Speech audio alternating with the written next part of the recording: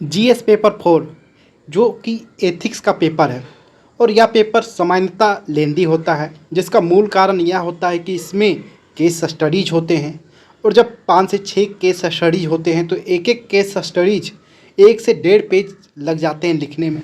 तो इसीलिए पेपर यह हमेशा ही लेंदी होता है और कुल प्रश्नों की संख्या इसमें सारे छोटे बड़े मिला के 19 हो जाती हैं। इस बार जो प्रश्न दिए गए हैं पुराने ट्रेंड के हिसाब से ही दिए गए हैं, जिसमें व्यक्ति अपने दिमाग से ज़्यादा कार्य करके लिख सके। ऐसा नहीं है कि कोई व्यक्ति अधिकांशतः रटा के आए और लिख दे, लेकिन इस बार थोड़ा वैसा स्कोप दिया है। केस स्टडीज़ में जनरली वैसा हो नहीं पाता है, क्योंकि केस स्टडीज़ में जो आंसर देने होते हैं वह केस स्टडीज़ के आधार पर देना होता है। उसमें उनके अपने पर्सनल राइज और व्यूज भी झलकते हैं, इसीलिए यह पेपर बहुत ही इम्पोर्टेंट रखता है। एग्जामिनर इस पेपर से ही पता कर लेता है कि क्या उस व्यक्ति में इंटीग्रिटी, ऑब्जेक्टिविटी ये सारे तत्व हैं या नहीं हैं, क्या वह एक सिविल सर्वेंट बनने लायक है भी या नहीं है।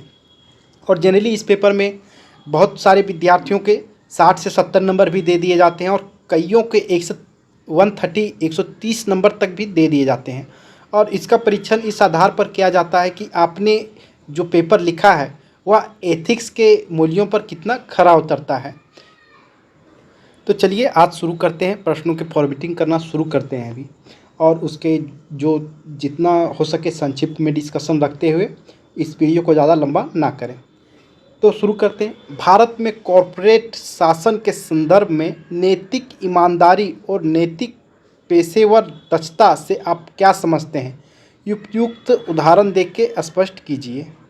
तो सबसे पहले इसमें आपको डिफाइन करना होगा मॉरल इंटीग्रिटी को, और दूसरा प्रोफेशनल एफिशिएंसी को, और इसमें जो है दोनों को उदाहरण के माध्यम से समझाना भी है आपको, और अंत में आपको एक निष्कर्ष लिखना है। तो आप मॉरल इंटीग्रिटी को अगर संक्षेप में समझना चाहते हैं तो इसका सीधा अर्थ होता है कि आप अपने नैतिकता से बिंदु यानी कि शून्य तक भी ना डिगे। सीधा अर्थ है कि अपने नैतिकता से चिपके रहना ही नैतिक ईमानदारी कहलाती है। इसको आप ऑफिशियल परिभाषा लिखेंगे तो ज़्यादा बेहतर होगा, लेकिन हम लोग यहाँ पर समझने के लिए बस बात कर रहे हैं। और प्रोफेशनल इफिशिएंसी का सीधा मतलब होता है कि आप अपने कार्य में इतने दक्ष हैं कि आप एक प्रोफेशनल के रूप में जाने जाते हैं। प्रोफेशनल अर्थात एक तरह से आप उस कार्य को करने में सर्वोच्च स्थान रखते हैं। आपसे वह कार्य आपसे कोई बेहतर कर नहीं सकता, या फिर आप उस ग्रुप में शामिल हो गए हैं कि उस कार्य को करने में एक जो महानता हासिल होती है, आप उन महान श्रेणियों में शामिल हो चुके हैं। तो इन दोनों को थोड़ा संक्षेप में बताते हुए आप इसमें एग्जाम्पल दे सकते हैं। कई सारे प्रोफेशनल्स जो अपने कार्यों में बहुत ही दक्ष हैं, जैसे कि कॉरपोरेट शासन में सुंदर पिचई है, माइक्रोसॉफ्ट के सीईओ हैं, उन सब का एग्जांपल दे सकते हैं। नैतिक ईमानदारी में वो जितने भी ईमानदार जो नैतिकता के रूप में बहुत ही सर्वोच्च स्थान पर हैं, कोटक समिति या टाटा कंपनी के सीईओ या फिर उनके मालिकों को नाम दे सकते हैं। तो आपके पास बहुत सारे उदाहरण हैं, तो उन सबको लिखिए और लास्ट में आप एक निष्कर्ष दीजिए कि कोई व्यक्ति सिर्फ नैतिक ईमानदार होने से कार्य नहीं चलता है कॉरपोरेट में, और ना ही सिर्फ पेशेवर दक्षता होने से। अगर किसी व्यक्ति में ये दोनों होंगे तभी वह सबसे सर्वोत्तम होगा और उस कंपनी का कॉरपोरेट शासन का वह सर्वोच्च स्तर कहलाएगा। एग्जाम्पल के तौर पर आप टाटा को दिखा सकते हैं कि वे बहुत अच्छे प्रोफेशनल्स भी हैं और वे जो जनरली होते हैं एथिक्स से चिपके हुए होते हैं। नेक्स्ट, संसाधन के अभाव से ग्रस्त राष्ट्रों की मदद के लिए अंतर्राष्ट्रीय सहायता एक स्वीकृत व्यवस्था है। समसामयिक अंतर्राष्ट्रीय सहायता में नैतिकता पर टिप्पणी कीजिए। अपने उत्तर को उचित उदाहरणों द्वारा पुष्टि कीजिए। तो प्रश्न सीधा यह पूछा है कि जितने भी इंटरनेशनल फंडिंग हो रहे हैं, क्या आपको लगता है कि वह नैतिक है? और इसको सिद्ध करते हुए आपको उदाहरण भी देने, तो आपको 2 फॉर्मेट में लिखने होंगे, एस और नो में। तो एस में लिखना होगा कि अगर किसी देश में संसाधन नहीं है तो बाहरी देशों से मदद स्वीकार किया जाना चाहिए, और उसमें आप कई तरह के तर्क दे सकते हैं कि यह जो पृथ्वी है उसमें समानता का अधिकार होना चाहिए, चाहे पूरा विश्व एक परिवार के रूप में है, उन सब नैतिकताओं के जो मूल्य हैं, आप उन चीज़ों से इस भाग को पूर्ति करें। और जो नो है उसमें आप इस बात को लिखें कि कई बार देखा जाता है कि विदेशों से जो फंडिंग किया जा रहा है, तो वे फंडिंग टेरर फंडिंग होते हैं, आतंकवाद फैलाने के लिए किए जाते हैं, सरकार को अस्थिर करने के लिए किए जाते हैं। एग्जाम्पल के तौर पर हाल फिलहाल में एमनेस्टी इंटरनेशनल और ग्रीन पीस का जो कार्य भारत में किया जा रहा था, वह सरकार को अनस्टेबल करने के लिए किया जा रहा था, जो कि होम मिनिस्ट्री ने ऑफिशियली डॉक्यूमेंट भी जारी किया। तो उन सब चीज़ों को आप उदाहरण देते हुए इस प्रश्न को थोड़ा एनालाइज करते हुए पूरा कर सकते हैं। नेक्स्ट है, भ्रष्टाचार समाज में बुनियादी मूल्यों की असफलता की अभिव्यक्ति है। आपके विचार में समाज में बुनियादी मूल्यों के उत्थान के लिए क्या उपाय अपनाए जा सकते हैं? तो सबसे पहले इसमें दो प्रश्न हैं। पहला कि जो स्टेटमेंट है, पहला स्टेटमेंट, उसको आपको प्रूव करना होगा, और इसको सबसे पहले आप प्रूव करने के लिए कई सारे उदाहरण ला सकते हैं कि हाँ, भ्रष्टाचार जो है, अगर किसी व्यक्ति में मूल्यों का ह्रास होता है तो उसी के अभिव्यक्ति के रूप में भ्रष्टाचार होता है। एक तो एग्जाम्पल आप दे दीजिए उसमें, क्योंकि भ्रष्टाचार पर तो कई सारे आपने एग्जाम्पल साथ किए होंगे, तो आप एक दो एग्जाम्पल से इसको सब्सटेंस कर दें। उसके बाद यहाँ पर दूसरा जो पक्ष है, आप इसको दुरुस्त करने के लिए क्या करेंगे इन मूल्यों को। तो जो मूल्यों को इनकलकेट करने का जो उपाय है, उसी उपायों को लिख देंगे। जैसे कि जितने भी आप बचपन से बच्चों को सही शिक्षा दे सकते हैं, समाजीकरण करते हुए मूल्यों को सीड कर सकते हैं, अच्छे मूल्यों को उत्थान करने के लिए कई तरह के एटीट्यूड और एप्टीट्यूड, एटीट्यूड का जो प्रयोग किया जाता है, परसुएशन का प्रयोग किया जाता है, उन सब चीज़ों को आप चीज़ों को वहाँ पर दिखाइए। और जो बच्चों में डेवलप करने का प्रयास किया जाता है, चाहे वो लालच हो, चाहे वो दंड दे के हो, चाहे वो नकल करके सिखाया जाता है, तो अच्छे व्यक्तियों के समूह में रख के उन सब चीज़ों को जो है विस्तार से आप यहाँ पर डालें। नेक्स्ट है, उपयुक्त उदाहरण सहित कार्य परिवेश के संदर्भ में जबरदस्ती और अनुचित प्रभाव में अंतर स्पष्ट कीजिए। तो कुल मिलाकर कोरेशन और अनड्यू इन्फ्लुएंस के बीच अंतर पूछा गया है और आपको उदाहरण भी देना है। तो ज़बरदस्ती का सीधा मतलब है कि ऐसा समझिए कि आप किसी के ऑफिस में गए हैं और उस ऑफिसर ने आपसे ज़बरदस्ती रिश्वत मांग लिया और कहा कि अगर आप नहीं देंगे तो आपका कार्य नहीं किया जाएगा। या अगर इसको अलग एग्जांपल से समझे, कार्य परिवेश से अलग, ताकि बेहतर तरीके से समझा जा सके, तो एक्सटॉर्शन का अगर केस ले तो जनरली जो किडनैप करते हैं लोगों को, तो ज़बरदस्ती उससे पैसा ऐंठते हैं और कहते हैं कि अगर इतना रकम नहीं पहुंचाओगे तो तुम्हारे बच्चे को मार दिया जाएगा। तो ये ज़बरदस्ती है यहाँ। तो ऑफिस में भी इस तरह के ज़बरदस्ती होते हैं। बड़े ऑफिसर जो हैं, कई बार जनता के साथ ऐसे चीज़ें थोप देते हैं उन पर, चाहे करप्शन करने के लिए उस पर पूरी तरीके से बोझ डाल देते हैं, और इसमें फिजिकल वायलेंस अनिवार्यता होता है, आप फिजिकली उसके साथ होने लगे हैं। तो जो मेन अंतर है ज़बरदस्ती और अनुचित प्रभाव में, अनुचित प्रभाव में क्या है कि कोई सीनियर ऑफिसर है और जूनियर को बोला कि देखो इस टेंडर को तुम्हारे पास जब जाएगा तो मेरे रिश्तेदार को दे देना। अब सीनियर का इतना प्रभाव ही है, इसमें उसने फिजिकल अपने जूनियर के साथ नहीं हुआ है, लेकिन सीनियर का इतना प्रभाव है कि वह मजबूर है कि उस टेंडर को सीनियर ने जिसको कहा है उसे वह दे दे। तो ये एक तरह से अनड्यू इन्फ्लुएंस है। और इसमें अनुचित प्रभाव में मेंटल स्ट्रेस, मेंटल प्रेशर बनाया जाता है, मानसिक रूप से दबाव बनाया जाता है, जबकि ज़बरदस्ती में फिजिकल दबाव बनाया जाता है। एग्जाम्पल के तौर पर किसी व्यक्ति को पुलिस ने जबरन कैद कर लिया किसी आरोप के मामले में, और उसको लगातार पीटे जा रही है और इस बात को बार बार कह रही है कि कबूल लो कि तुमने ही यह जुर्म किया है। तो या तो एक ज़बरदस्ती वाली बात हो गई। तो ऐसे जो बात हैं वह कोरिशन में आएंगे, जबकि अनुचित प्रभाव में मेंटल प्रेशर के रूप में आते। तो जो मेन अंतर यही है। तो इसी संकल्पना के आधार पर जो कार्य परिवेश के संदर्भ में इसको पूरा एलोबरेट कर देना, और एग्जाम्पल बहुत आवश्यक है। आप कुछ एग्जांपल्स चुन के लिखें, चाहे वह सीनियर और जूनियर के केस को आप लिख सकते हैं, या फिर कोई और अगर आपको बेहतर लगता है, आपके पास पहले से एग्जांपल्स हैं, तो आप उसको वरीयता दे सकते हैं। नेक्स्ट क्वेश्चंस है, उदाहरणों को जो है आप इसके इस कुल मिला के यह पूछा जाता है कि प्रत्येक उदाहरण आपको क्या संप्रेषित करता है।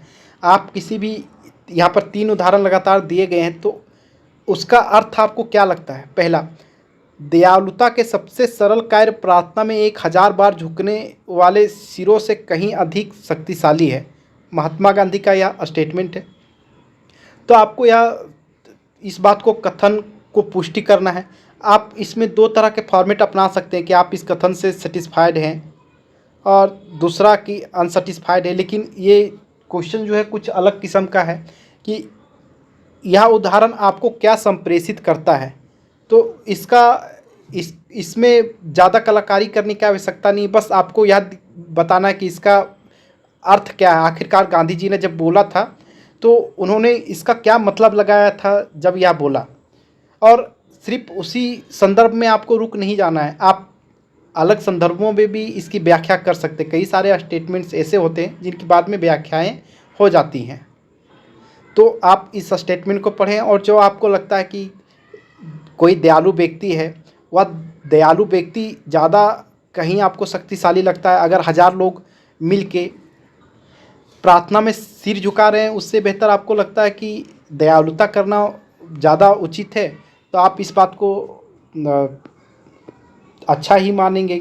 और इसको कई तरीके से आप दिखा सकते हैं कि मान लेते हैं कोई कर्मकांड कर रहा है, 1000 लोग सिर झुका रहे हैं, उससे बेहतर है कि उस कर्मकांड को छोड़ के हम लोग जो है नैतिकता की ओर आएँ। तो इस तरह से आप जितनी भी तरीके से इसकी व्याख्या कर सके, सारे व्याख्याओं को करें और इसको एलोबरेट करें। नेक्स्ट, लोगों को जागरूक करने के लिए महिलाओं को जागृत होना चाहिए। जैसे ही तो इस स्टेटमेंट में नेहरू जी का जो कंसेप्ट है, इस कंसेप्ट में आप दिखा सकते हैं कि जो महिलाएं हैं, अगर एक महिला पढ़ जाती है तो पूरी पीढ़ी पढ़ जाती है, और उससे जो है पूरे समाज का और देश का विकास होता है। और बहुत सारे आप एग्जाम्पल्स ज़रूर दें, उदाहरण देना बहुत ही अनिवार्य है इन सब चीज़ों में, ताकि आप जो बोल रहे हैं वह लगे कि आप जो बोल रहे हैं वह सही है, और एग्जामिनर आपसे जो है परसुएड हो जाए और अच्छे मार्क्स दे दे। तो आप उस एंगल को एक्सप्लोर करें, और सामाजिक और आर्थिक रूप से कैसे ये सब चीज़ें कार्य करती है और महिलाओं के सम्मान में वृद्धि करती है, उन चीज़ों को लिखते हुए इसको आगे बढ़ाएं। नेक्स्ट है, किसी से घृणा मत कीजिए, क्योंकि जो घृणा आपसे उत्पन्न होगी वह निश्चित ही एक अंतराल के बाद आप तक लौट आएगी। यदि आप प्रेम करेंगे तो वह प्रेम चक्र को पूरा करता हुआ फिर वापस आएगा। विवेकानंद जी। तो इसमें पहले इस कथन का आप थोड़ा अर्थ समझा सकते हैं कि अगर कोई व्यक्ति इस तरह से करता है तो कैसे चक्र शुरू होता है। या तो फिर कोई आप एक हाइपोथेटिकल सिचुएशन ले सकते हैं कि किसी व्यक्ति ने सुबह उठ के मुस्कुरा दिया तो शाम तक उसके पास पहुंच गया। छोटा कहानी, शॉर्ट स्टोरी भी आप इसमें लिख सकते हैं। या तो फिर आप हिस्टोरिकल एग्जांपल्स के माध्यम से भी एक्सप्लोर कर सकते हैं कि कई बार जिन्होंने घृणा फैलाया उनको अंत में घृणा ही मिली। एग्जाम्पल के तौर पर हिटलर का एग्जाम्पल ले सकते हैं। शुरुआत में उसने पूरे विश्व में घृणा फैलाई और अंत में उसी घृणा का शिकार हुआ। आज भी हिटलर का नाम जो है पूरी घृणा के साथ दिया जाता है, और यह कारण इसलिए है क्योंकि उसने घृणा फैलाया था। और वहीं पर गांधी जी या नेल्सन मंडेला या फिर कुछ महान नेताओं का नाम ले सकते हैं जिन्होंने प्रेम फैलाया और आज उन्हें प्रेम से सब पूजे जाते हैं। वे चाहे वे स्वामी विवेकानंद जी ही हों, तो लोगों के दिल में आज भी उनके प्रति सम्मान है और उन्होंने जो प्रेम दिया है, आदर दिया है लोगों को, आज लोग उनको हमेशा वो आदर सम्मान लौटा रहे हैं उन्हें। नेक्स्ट है, सफलता चरित्र, खुशी और जीवन भर की उपलब्धियों के लिए वास्तव में जो मायने रखता है वह निश्चित रूप से भावनात्मक कौशलों का एक समूह है। आपका ईक्यू ना कि विशुद्ध रूप से संज्ञानात्मक क्षमताओं जो पारंपरिक आईक्यू परीक्षण से मापी जाती है। क्या आप इस बात से सहमत हैं? अपने उत्तर के समर्थन में तर्क दीजिए। तो यह प्रश्न इमोशनल इंटेलिजेंस का है। तो इसमें सिर्फ आपको दिखाना कि इमोशनल इंटेलिजेंस जो है, सफलता आपके चरित्र निर्माण, आपके खुशी में, आपके जीवन भर की उपलब्धियों में, ईक्यू का महत्व, इमोशनल इंटेलिजेंस का महत्व काफ़ी अधिक है, ना कि केवल संज्ञानात्मक इंटेलिजेंस यानी कि आईक्यू का। तो आप गोल्डमैन के स्टेटमेंट से शुरू कर सकते हैं कि ईक्यू सफलता में ईक्यू इस टू आईक्यू का जो अनुपात है वह 80:20 का है। तो इस तरह के भूमिका से आप शुरुआत कर सकते हैं, या फिर इमोशनल इंटेलिजेंस के परिभाषा से शुरुआत कर सकते हैं। और आप इसको जो अमेरिका के मॉडल हैं, सोशल मॉडल्स हैं, जो भी मनोवैज्ञानिक रिसर्च आए हैं, उन सब के एग्जाम्पल को केस स्टडी के माध्यम से आप इस चीज़ को प्रूव कर सकते हैं, एग्जाम्पल्स के माध्यम से। और इस बात को प्रूव करें कि अगर मान लिया जाए किसी का मानसिक शक्ति बहुत ही अधिक है, आईक्यू बहुत है, लेकिन यह जरूरी नहीं कि वह व्यक्ति जीवन में सफल हो जाए और खुश भी रहे। ईक्यू, क्योंकि बहुत सारे ईक्यू का जो महत्वपूर्ण एंटिटीज हैं, एग्जाम्पल के तौर पर कि कैसे कोई व्यक्ति अपना स्ट्रेस मैनेजमेंट कर सकता है और खुद को प्रेरित रखता है, कभी किसी चीज़ से हटता नहीं है, काम लगातार करता जाता है, निराशा के समय भी वह आशा लगाए रहता है। तो इन सब गुणों को और खूबियों को दिखाइए, जिससे कि यह साबित हो सके कि ईक्यू कितना महत्वपूर्ण है जीवन में खुश रहने के लिए, उसके सफलता के लिए। जबकि आईक्यू के कुछ खामियों को बता दीजिए कि आईक्यू में ऐसा नहीं है कि आपका दिमाग बहुत अधिक है तो आप हमेशा ऐसा प्रेरित रहेंगे कि चलो करते रहते हैं, छोड़ते नहीं हैं, छोड़ते नहीं हैं। तो उन सब बातों को दिखाइए, और आईक्यू में इन सब बातों को और भी अच्छे तरीके से और थोड़ा एलोब्रेट कीजिए कि आईक्यू इस चीज़ का समाधान नहीं देता कि आप कभी निराश हैं, उदास हैं तो आपको उसी स्थिति में छोड़ देगा आईक्यू। आईक्यू कभी आपकी मदद नहीं करता, जबकि ईक्यू आपको हमेशा मदद करेगा। तो उन सब चीज़ों का आप यहाँ पर एग्जाम्पल के माध्यम से एलोब्रेट करें। नेक्स्ट है, नैतिक अंतर्ज्ञान से नैतिक तर्क शक्ति का अंतर स्पष्ट करें और उदाहरण देना है। फिर तो कुल मिला के दो अंतर, एक लिखना और उदाहरण देते हुए, मॉरल इंट्यूशन और मॉरल रीजनिंग के विषय में। तो अंतर बहुत ही स्पष्ट रूप में आप लिखें कि जो इंट्यूशन होता है वह व्यक्तिगत हो सकता है, यानी कि सब्जेक्टिव हो सकता है, या ऑब्जेक्टिव माइनर में होता है। जो रीजनिंग होता है सभी के लिए एक जैसे हो सकते हैं और होते भी हैं। मॉरल इंट्यूशन जो है आंतरिक आवाज़ होती है, जबकि जो मॉरल रीजनिंग होती है वह बाह्य आवाज़ होती है। इंट्यूशन में इमोशनल एक पक्ष हो सकता है, जबकि रीजनिंग में इमोशन जो है एक पक्ष होना अनिवार्य नहीं है। तो इस तरह से जितने भी अन्य बिंदु है सारी चीज़ों को ऑब्जेक्टिफाइंग रूप से लिखें, क्योंकि यह पूरी तरीके से ऑब्जेक्टिव क्वेश्चन है और ऐसे क्वेश्चंस जो है जनरली अधिकांश लोग जानते हैं, और इसीलिए अधिकतम मार्क्स जो है इन प्रश्नों में ग्रोस किए जा सकते हैं। इसके साथ ही उदाहरण इसमें देना है, तो कोई विशेष उदाहरण गांधी जी का, या आपको जो अच्छा लगे कि इन दोनों के विषय में उनकी क्या राय थी, तो उसके माध्यम से आप इन दोनों में अंतर दिखा दें। नेक्स्ट है, नैतिक निर्णय लेने के संदर्भ में जब कानून, नियम, अधिनियम की तुलना की जाती है तो क्या अंतरात्मा के आवाज़ अधिक विश्वसनीय मार्गदर्शक है? चर्चा कीजिए। तो इसमें जो उत्तर देना है, तो इसके दो पक्षों में उत्तर देना है। पहला एस में देना है हाँ, और दूसरा नो में। हाँ में इसलिए क्योंकि कई बार एग्जाम्पल के रूप में कानून, नियम, अधिनियम ऐसे हो सकते हैं जो आपको लगे कि यार ये तो गलत हो रहा है। एग्जाम्पल के तौर पर मान लेते हैं किसी एक गांव में एक मात्र स्कूल है और वह स्कूल किसी संस्था द्वारा चलाया जा रहा है बच्चों के लिए, लेकिन आप उस जिला के कलेक्टर हैं और आपको एक कानून के माध्यम से यह निर्देश आया है कि उस स्कूल को तोड़ देना है। अब आपको यह पता है कि अगर मैंने इसे तोड़ दिया तो यहाँ के आस पड़ोस के जितने भी सारे बच्चे हैं उनकी शिक्षा बाधित हो जाएगी, और जब ऐसी बाधित होगी तो कुल मिला के उनका भविष्य जो है धूमिल हो जाएगा। जितने भी आस पड़ोस के 500,000 बच्चे हैं उनका भविष्य खतरे में पड़ जाएगा। तो ऐसे में हमेशा यह जो है संकट बना रहता है। तो ऐसी स्थिति में जनरली होगा क्या कि बहुत सारे अधिकारी का अपने अंतरात्मा की आवाज़ सुनने लगते हैं और इस तरह के मामले में डिले करने लगते हैं। अब दूसरे पक्ष में देखते हैं कि नो, जनरली जो कानून, नियम और अधिनियम बनाए जाते हैं वह सभी के हितों के लिए बनाया जाता है, और इसीलिए केवल अपने अंतरात्मा के आवाज़ के लिए कि कुछ लोगों का नुकसान होगा, इस आधार पर इसे अधिक विश्वसनीय बना लेना भी उचित नहीं है। इसमें हमेशा याद रखना चाहिए कि कानून, नियम और अधिनियम जो बनाए गए हैं सबके हित के लिए बनाया गया है और इसीलिए इन चीज़ों को ध्यान रखते हुए कानून, नियम और अधिनियमों का पालन किया जाना चाहिए और अंतरात्मा की आवाज़ से अधिक वरीयता कानून, नियम और अधिनियमों को दिया जाना चाहिए।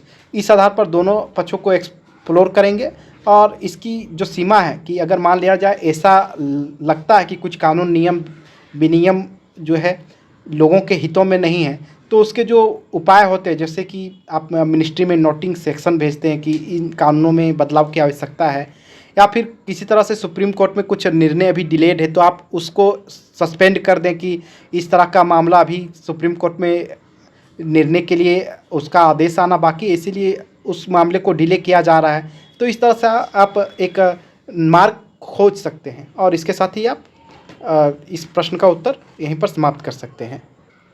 नेक्स्ट है, सत्यनिष्ठा प्रभावी शासन प्रणाली और सामाजिक आर्थिक विकास के लिए अनिवार्य है। तो प्रोबेबिलिटी जो है इसके इम्पोर्टेंस को लिखना है और इम्पोर्टेंस में भी दो एंगल लिखना है कि यह गवर्नेंस के लिए भी बहुत ही महत्वपूर्ण है और गुड गवर्नेंस के लिए और एक सोशल इकोनॉमिक डेवलपमेंट के लिए।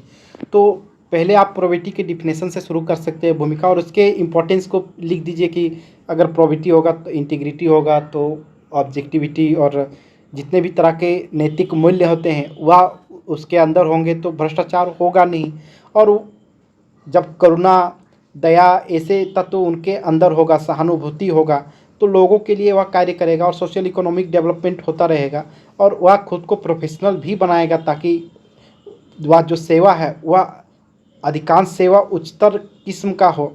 तो इन सब बातों से जब ऐसे सोसाइटी का डेवलपमेंट होने लगेगा, इकोनॉमिकल डेवलपमेंट होने लगेगा, तो गवर्नेंस तो गुड गवर्नेंस कहलाएगा ही। तो इस बात को थोड़ा एलोबरेट करें यहाँ। नेक्स्ट है, गुरु नानक की प्रमुख शिक्षाएं क्या थी? समकालीन दुनिया में उनकी प्रासंगिकता की व्याख्या कीजिए। तो आप इनकी शिक्षाओं को ऑब्जेक्टिफाइंग रूप में लिख दें। जो महत्वपूर्ण थी, वर्ण छकना, दान देना, कीर्ति करना, उन सब बातों को थोड़ा विस्तार से लिख दीजिए। और प्रासंगिकता में आप जो भी प्रासंगिकता का अर्थ ही यही है कि जो गुरु नानक के काल में महत्वपूर्ण थी उनके लिए या सही थी, आज भी वो बातें इस काल के लिए भी सही हैं। एग्जाम्पल के तौर पर 1/10 जो दान देने का परंपरा है, चाहे इस धर्म में समानता की बात की जाती है कि सभी एक समान हैं और इसमें जाति प्रथा का विरोध भी किया गया है, तो आज भी प्रासंगिक है। लोग जाति प्रथा को एक बुराई के रूप में ही जानते हैं। इसमें भाईचारा का तथा कई तरह से इसमें लंगर की व्यवस्था है जो लोगों को, वंचित लोगों को खाना खिलाती है। उन सब चीज़ों का आप यहाँ पर विस्तार से थोड़ा एलेबोरेट करके लिख दें। अब सेक्शन बी आता है। सेक्शन बी में केस स्टडी है। तो केस स्टडी में किसी एक केस स्टडी को हम लोग उठाते हैं और उसको हम लोग लिखेंगे। जैसे कि इसी केस स्टडी को लेते हैं, कुल मिला के 6 केस स्टडी होते हैं, तो एक केस स्टडी को हम लोग सैंपल के रूप में उठाएंगे, बाकी केस स्टडी उसी आधार पर सारे बना दिए जाते हैं। केस स्टडी के कुछ नियम से, आप उन नियमों को अगर नहीं जानते हैं तो हम लोग उस पर बाद में डिस्कस कर लेंगे उन नियमों पर, ताकि उसके आधार पर फिर आप अन्य सारे केस स्टडी को सॉल्व कर सकें। हम लोग बस एक सैंपल के रूप में यहाँ पर उठा रहे हैं। उत्तरकाशी से लगभग 60 किलोमीटर दूरी पर सुदूर पहाड़ी बस्ती में 20 जुलाई 2023 की मध्यरात्रि में एक भूस्खलन हुआ। हम लोग महत्वपूर्ण बिंदुओं को या तो ब्रैकेट में डाल देते हैं या अंडरलाइन कर देते हैं ताकि बार बार पढ़ना ना पड़े, और एग्ज़ाम में भी हम लोग सेम पैटर्न यूज करते हैं। भूस्खलन मूसलाधार बारिश के कारण हुआ और नतीजतन जान माल की हानि हुई। आप इस क्षेत्र के मजिस्ट्रेट हैं और डॉक्टर के दल, एनजीओ, मीडिया और पुलिस के साथ बहुत से सहायक स्टाफ को लेकर घटनास्थल पर बचाव अभियान के लिए तुरंत पहुंच गए हैं। एक आदमी अपनी गर्भवती पत्नी की अत्यावश्यक चिकित्सा सहायता के लिए आपके पास भागता हुआ आया, जो प्रसव में है और उन्हें रक्त रिसाव हो रहा है। आपने अपने चिकित्सक दल को उसकी पत्नी की जांच करने का निर्देश दिया। उन्होंने वापस आकर आपको बताया कि उस औरत को तुरंत खून चढ़ाने की आवश्यकता है। पूछताछ करने पर आपको पता चला कि कुछ रक्त संग्रह बैग और रक्त समूह परीक्षण किट एम्बुलेंस में आपकी टीम के पास मौजूद है। आपकी टीम के कुछ सदस्य स्वेच्छा से अपना रक्तदान करने के लिए पहले से ही तैयार हैं। ये अभी तक कोई समस्या सामने नहीं आई है, सब कुछ ठीक चल रहा है। आगे पढ़ते हैं। एम्स से स्नातक चिकित्सक होने के नाते आप जानते हैं कि खून चढ़ाने के लिए मान्यता प्राप्त ब्लड बैंक से ही रक्त के इंतजाम की आवश्यकता है। आपकी टीम के सदस्य इस मुद्दे पर बटे हुए हैं। कुछ खून चढ़ाने के हक में हैं, जबकि कुछ इसके विरोध में हैं। यदि आप उन्हें खून चढ़ाने के लिए दंडित नहीं किया जाएगा तो टीम में डॉक्टर प्रसव कराने के लिए तैयार है। अब आप दुविधा में हैं। आपका पेशेवर प्रशिक्षण मानवता और लोगों का जीवन बचाने को प्राथमिकता देने पर जोर देता है। अब सबसे पहला कि नैतिक मुद्दे कौन कौन से हैं, और इस क्षेत्र का जिला मजिस्ट्रेट होने के नाते आपके पास उपलब्ध विकल्पों की मूल्यांकन कीजिए। तो इसमें 2 प्रश्न पूछे गए हैं कि इस केस स्टडी में कौन कौन से नैतिक मुद्दे हैं, और दूसरा कि आपके पास कौन कौन से विकल्प उपलब्ध हैं और उन विकल्पों का मूल्यांकन करना, यानी कि उसके गुण और दोष दोनों बताने हैं। अब यह जो केस स्टडी है एक स्पेशल केस स्टडी है जो डॉक्टर से रिलेटेड है। इस तरह के केस स्टडी में जनरल लोगों को नुकसान होता है। इस तरह के केस स्टडी को एक डॉक्टर बेहतर तरीके से हैंडल कर सकता है, क्योंकि उसे पता होता है कि क्या मेरे पास और स्टेप्स हो सकते हैं। वह इनोवेटिव नवाचार तरीके से इसका उत्तर लिख सकता है। लेकिन एक जो नॉर्मल कैंडिडेट है उसमें इनोवेशन नहीं कर सकता, क्योंकि उसको डॉक्टरी के क्षेत्र में जितने भी महत्वपूर्ण एंगल है वह एक्सप्लोर कर ही नहीं पाएगा। तो इस तरह के केस स्टडी जो है जनरली सामान्य लोगों को नुकसान में डाल सकता है। लेकिन चलिए हम लोग कोशिश करेंगे कि एक बेहतर उत्तर हम लोग इस केस स्टडी का दे सकें। अब चूँकि यह एक सीरियस मैटर है और तुरंत रक्त चढ़ाने की आवश्यकता है, नहीं तो कुछ बुरा हो सकता है। वैसे इसमें यह नहीं बताया गया है कि कितना तुरंत, जबकि सब जब तुरंत पूछ गया है तो इसका मतलब है कि तुरंत ही किया जाना चाहिए। तो हम लोग इस बात को एजम्पशन करके कि इस तुरंत के शब्द से कि हम लोग 2 डिसीजन ले सकते हैं, या तो चढ़ा दे रक्त यस या तो नो। अब इन दोनों पक्षों में दोनों में क्या नैतिक मुद्दे आएंगे सामने, उस पर हम लोग बात करेंगे। अगर चढ़ा देते हैं रक्त तो सबसे पहला कि जो प्रोफेशनल एथिक्स है उसकी अवहेलना की जाएगी, क्योंकि प्रोफेशनल एथिक्स में इस बात पर इसमें बल दिया जाता है कि खून जो है मान्यता प्राप्त ब्लड बैंक से ही लाया जाएगा, जबकि इसका जो यहाँ पर वायलेशन हो जाएगा। दूसरा, अगर मान लिया जाए कि ब्लड चढ़ा दिया जाता है और बाद में कुछ कॉम्प्लिकेशंस आते हैं, एग्जांपल के तौर पर जो एंजाइम से सब मिलाए गए हैं, इसके बाद में कुछ कॉम्प्लिकेशंस आ जाए तो उस पर तो यह भी तो एक एथिकल इशू है, और जो महिला का अधिकार है तथा इसके साथ ही जो आने वाले बच्चा है उस पर उसका भी तो कुछ नैतिक अधिकार है। तो उन दोनों का अधिकार यहाँ पर वायलेट होगा।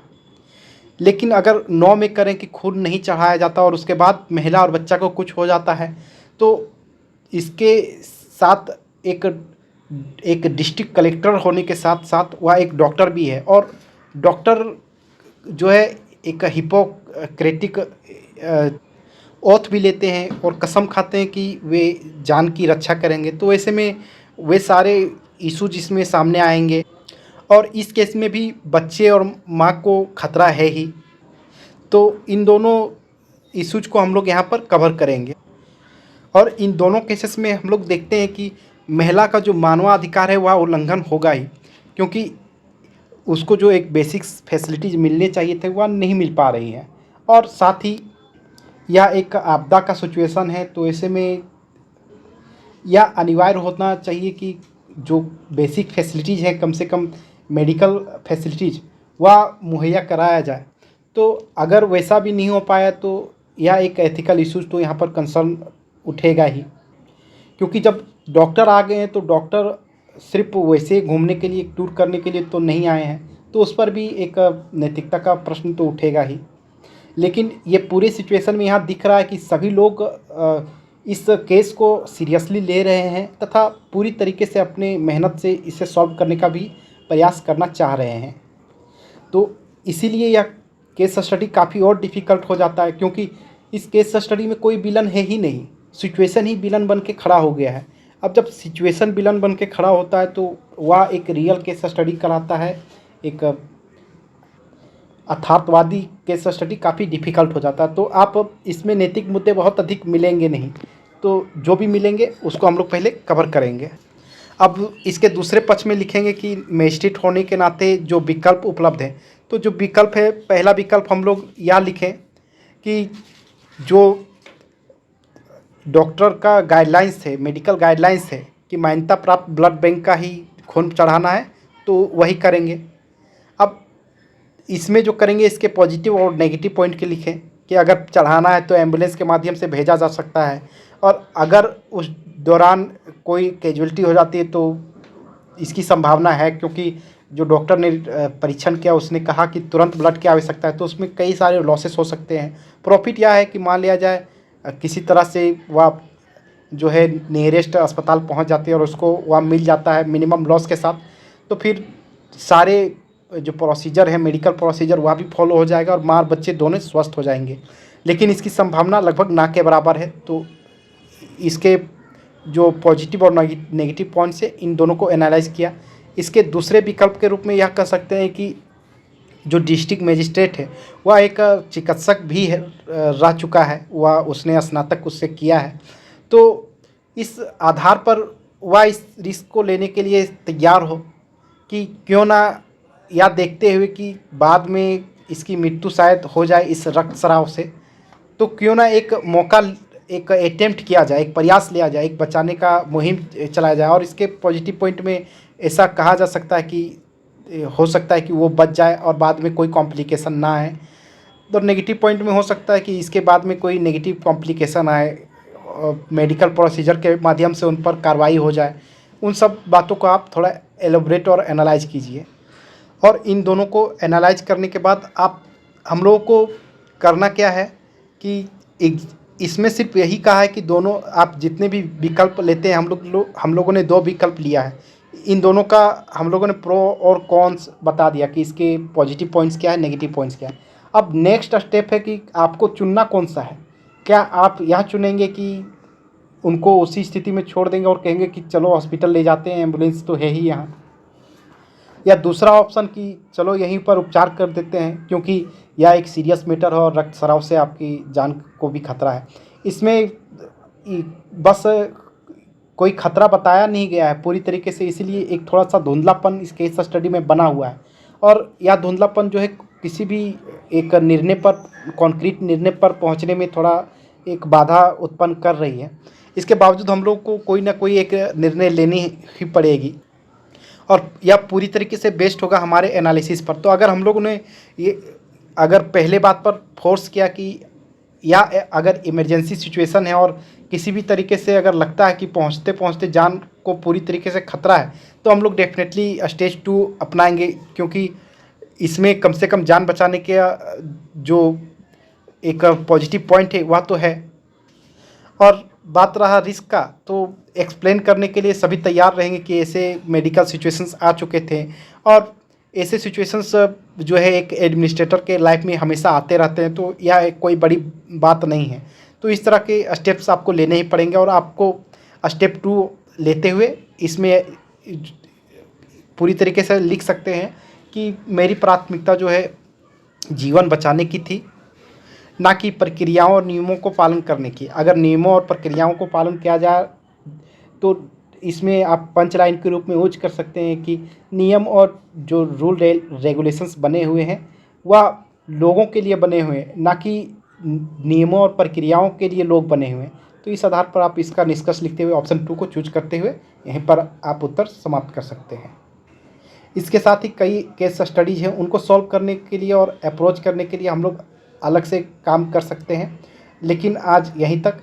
और अगर आपको केस स्टडीज़ के बारे में जो रूल्स हैं उनके बारे में जानना है तो आप कमेंट में लिख सकते हैं, हम लोग उस पर बात कर सकते हैं। और जितने भी डिफरेंट काइंड के केस स्टडीज़ हैं उस पर हम लोग बात कर सकते हैं। आज यहीं तक, धन्यवाद।